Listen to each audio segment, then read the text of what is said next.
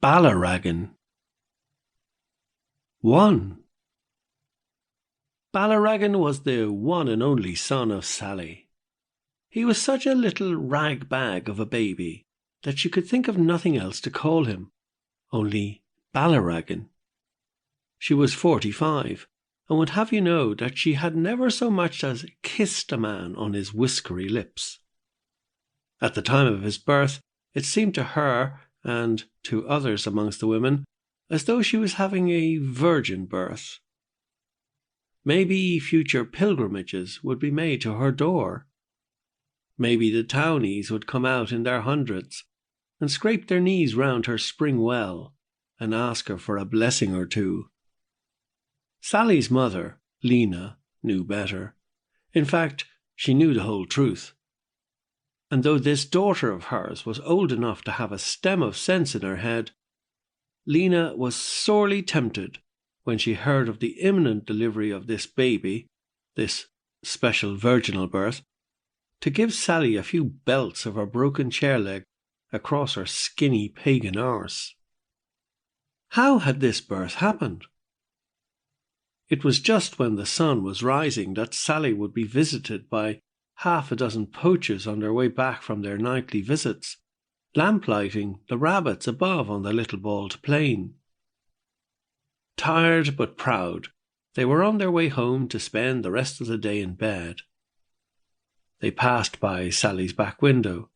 It was her bedroom, swinging their rhythmical bikes, and they full to the gills with their floppy rabbits and their necks broken. From time to time, Sally looked out shyly at them from behind the geranium box. She marvelled at the huge pile of dead rabbits, hanging down from the handlebars and crossbars of their bikes, and she was a jumble of emotions as she started counting them. At first, for the price of a shy little kiss or two, the sly towny rascals gave her 1 or 2 small rabbits for the pot. The summer was growing hotter, very hot, and the evenings lurched heavily onwards that little bit longer. We found ourselves melting with sweat, and it was often hard to catch one's breath. It was then that the poachers, on their way up into the evening hills, began to tease poor innocent Sally, to give her the odd little wink or a bit of the glad eye, and to praise her comely face and the curves of her plump body.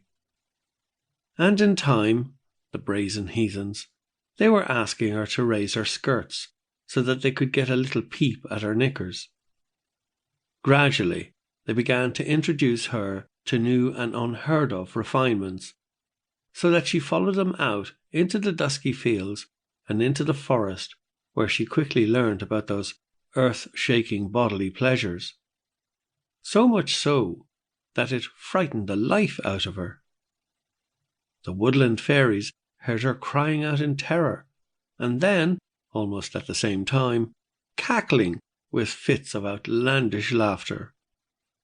As a result of her playful battles with these towny wildcats, she mysteriously found herself, 9 months later, gazing down at her one and only offspring, Ballaragan, this little rag-bag of a child.